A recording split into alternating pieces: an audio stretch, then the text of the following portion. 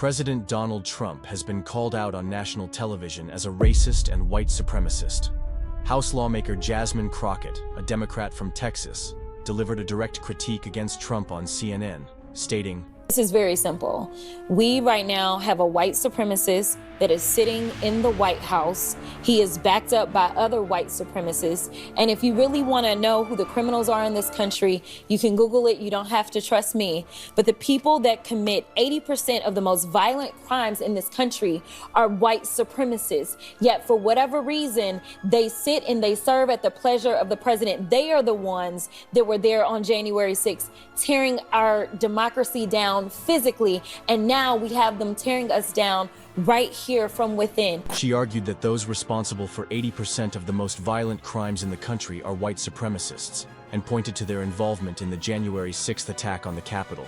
Crockett's remarks were in response to the appointment of Darren Bay to a key State Department role. Bay, a former speechwriter during Trump's first term, has a history of controversial statements, including a tweet claiming that competent white men must be in charge if you want things to work. Unfortunately, our entire national ideology is predicated on coddling the feelings of women and minorities and demoralizing competent white men. in 2018, he was fired from the Trump White House after attending a white nationalist conference. Crockett insisted that Bay should not hold office and dismissed sympathy for him and his supporters, saying, "That's what's happening right now. I am tired of the white tears. Listen, if you are competent, you are not concerned. When I walk into Congress every single day, you know why I don't feel a way and why you can't make me doubt who I am? Is because I know that I had to work 10 times as hard as they did just to get into the seat. When you look and you compare me to Marjorie Taylor Greene or me to Lauren Boebert, there is no comparison. And that is the life that we have always lived. So the only people that are crying are the mediocre white boys that have been beaten out by people that historically have had to work so much harder." Social media erupted in response to Crockett's condemnation, with users widely criticizing Darren Bay's controversial statements about white men in leadership. One post on X pointed out the irony of Bay's appointment, questioning whether he realizes his new boss is Latino. Another user mocked Trump's decision to make him a key figure in diplomacy, suggesting it would do little to improve relations in regions like Asia, Africa, and the Middle East, or with female world leaders. Many also highlighted Trump's hypocrisy in attacking diversity, equity, and inclusion (DEI) programs while fast-tracking troubled white men into his administration. Figures like Pete Hegseth, who admitted to alcohol abuse and paid off a woman who accused him of rape, and Sean Duffy, a former Fox News host turned Secretary of Transportation, were pointed out as examples. Duffy's first day on the job was marked by an awkward comment stating, "Obviously, it is not standard to have aircraft collide. I want to be clear on that." Crockett has also been relentless in challenging Trump's allies in Congress, particularly Marjorie Taylor Greene.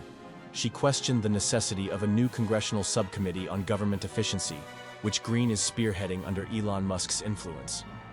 Pointing out the Republican-led committee's history of inaction, she criticized the sudden need for a new initiative, arguing that it was unnecessary and politically motivated. In another heated congressional hearing, Crockett confronted Greene's spread of misinformation. She specifically called out a misleading tweet in which Greene claimed U.S. weapons were used by Hamas against Israel. Addressing a national security expert, Crockett debunked the claim as propaganda, exposing its Russian origins. She highlighted how misinformation fuels division and weakens public support for Ukraine, emphasizing that similar falsehoods have hindered efforts to secure funding for national security initiatives. So the Republicans have controlled this committee. So my question is, why is it that you need to create an entirely new subcommittee when you literally could go through and do whatever work it is that you're talking about handing over to the gentle lady who has never seemingly brought up anything about efficiency? The only thing I recall from the 118th was her spending a lot of time on somebody's junk in this committee. So let me be clear.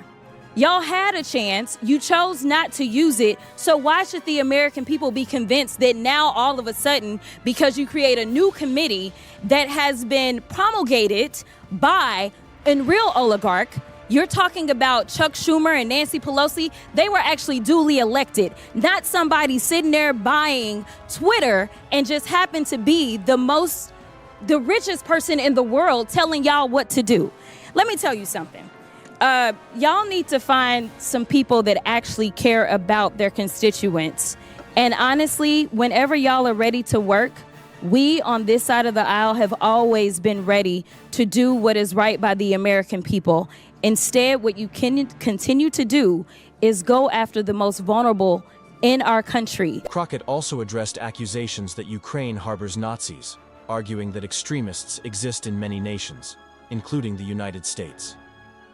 To prove her point, she entered into the congressional record an article detailing a January 6th rioter's guilty plea for neo-Nazi affiliations. She warned that misinformation spread by American politicians is just as dangerous as foreign propaganda, calling for accountability from those in power. Her sharp criticism of Trump's allies extended to their handling of border security. She accused House Republicans of blocking a bipartisan Senate bill that would have provided necessary funding, arguing that their refusal to act was driven by political games rather than genuine concern for national security. You know, what is wild to me is that this word patriot seems to be getting co-opted for propagandists, because that's what they do.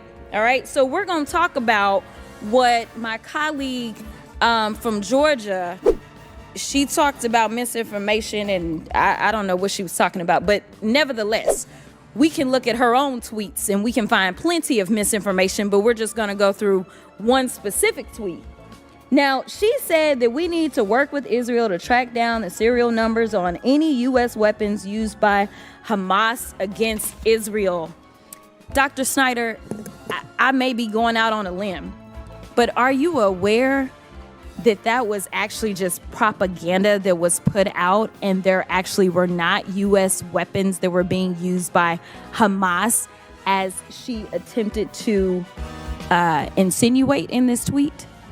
Yes, I mean, obviously what you have is a typical example of American-Russian messaging where the implicit idea is supposed to be we shouldn't give weapons to Ukraine because they're going to end up going somewhere else. There's no evidence for that. It's hard to think of an example where American weapons have been leveraged with such success as on the Ukrainian battlefield. Thank you so much. In fact, for some people, especially people that serve on the committee, they may be surprised to know that it's actually a former Russian president and Putin's sidekick, Dmitry, and I don't want to slaughter his name, so I'm going to say Dmitry M., who actually she quote tweeted. Meanwhile, Trump's approval ratings have reportedly taken a hit due to his migrant worker deportation policies. Check it out. Detained 3 folks there. There were citizens that were actually in the establishment as well. One was a military veteran who showed his ID. They still questioned him anyway, even made mockery that the ID may have been fake. Public discourse continues to intensify as Trump's policies and leadership decisions face increasing scrutiny.